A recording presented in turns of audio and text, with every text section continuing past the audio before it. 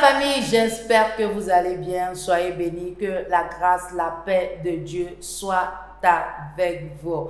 C'est l'évangéliste et Senam Oti. Et j'aimerais dire à une personne ce matin, j'aimerais dire à une personne en ce jour, que tu ne dois pas te marier par compassion, tu ne dois pas te marier par vengeance, tu ne dois pas te marier par concurrence et tu ne dois pas aussi te marier par la pression familiale. Tu ne dois pas te marier comme ça. Ce n'est pas la volonté de Dieu. Ce n'est pas aussi une bonne manière de faire. Donc, notre thème d'aujourd'hui, nous verrons comment ne pas se marier par la concurrence ni par la pression familiale.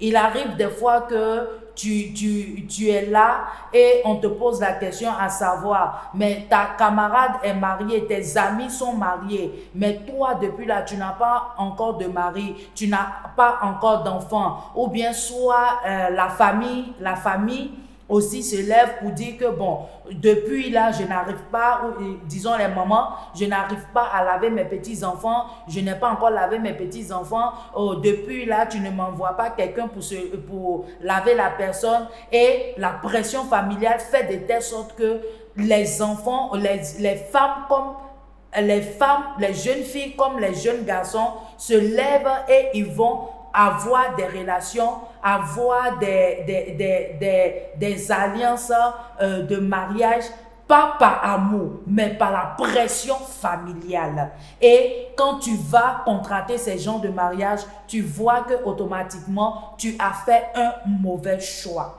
J'aimerais dire à une soeur ce matin, j'aimerais dire à un frère ce matin, si on te pose la question à savoir, pourquoi depuis là tu n'étais pas encore marié? Pourquoi depuis là tu n'as pas encore fait tes enfants? Pourquoi depuis tu n'as pas? Et les questions se posent, les questions se posent, les questions se posent, même si ça te frustre, même si ça te fait mal, mais j'aimerais te dire que tu te tournes vers le Seigneur.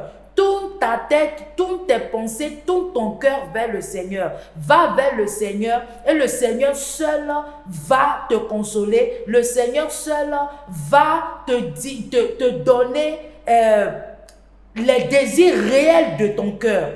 N'écoute pas ce que les gens disent.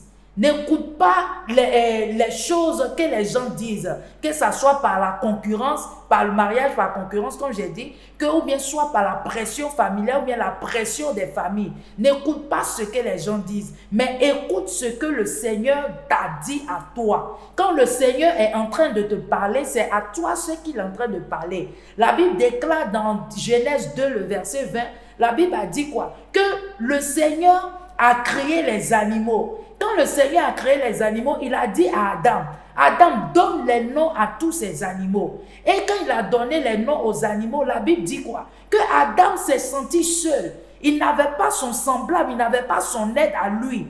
Mais quand il n'avait pas son aide à lui, il n'avait pas son semblable à lui, la Bible dit quoi? Que le Seigneur l'a fait endormir et il a enlevé une côte de lui. Quand le Seigneur a enlevé la côte de lui, il a dit quoi? Voici l'os de mes os, la chair de ma chair.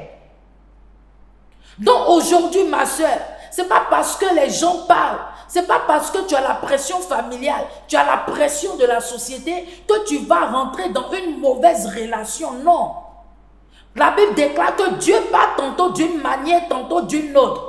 Tu es dans une relation et toi-même tu sais que cette relation ne va pas arriver. Ou bien toi-même tu vois que cette relation, c'est une relation qui ne peut pas aboutir, ce n'est pas la gloire de Dieu. Mon frère, ma soeur, je t'exhorte ce matin à laisser cette relation.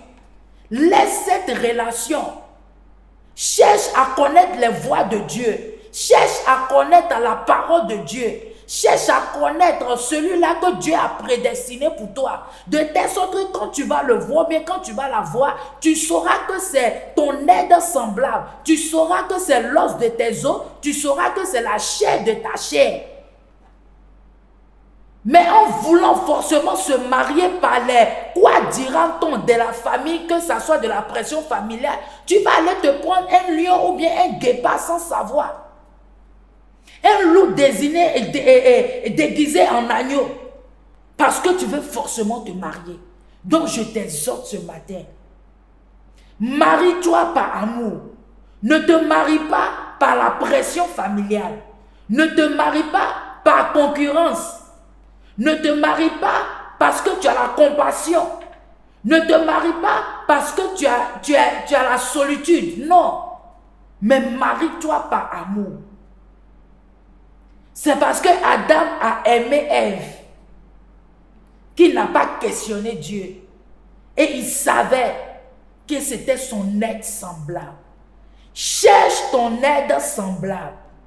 Cherche ton aide semblable. C'est ce que j'aimerais te dire ce matin. Prie.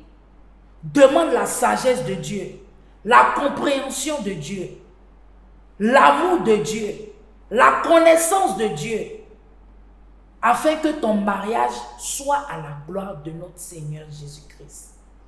Et si tu m'as suivi ce matin et que tu te poses la question, tu ne connais pas le Seigneur en tant que ton Seigneur sauveur personnel, je t'invite à ce jour à le confesser, parce qu'il est l'alpha et l'oméga, le Seigneur, l'admirable conseiller. Et il est prêt ce matin à faire la paix avec toi. Si tu es prêt ce matin, tu vas répéter après moi, tu vas dire: Seigneur Jésus-Christ, je viens à toi tel que je suis. Je sais que je suis un pécheur. Éternel, pardonne-moi de tous mes péchés. Pardonne-moi d'avoir menti. Pardonne-moi pour tout ce que j'ai pu faire. Je reconnais le Seigneur en tant que mon Seigneur sauveur personnel. Je l'accepte dans mon cœur. Merci Seigneur de faire de moi une nouvelle créature. Et si tu as fait cette prière, sache que le Seigneur est avec toi. Il va se révéler à toi. Et sache que tu dois te marier par amour. Par amour. Que le Seigneur te donne la sagesse, la grâce, la faveur, la miséricorde. Soyez bénis et à bientôt.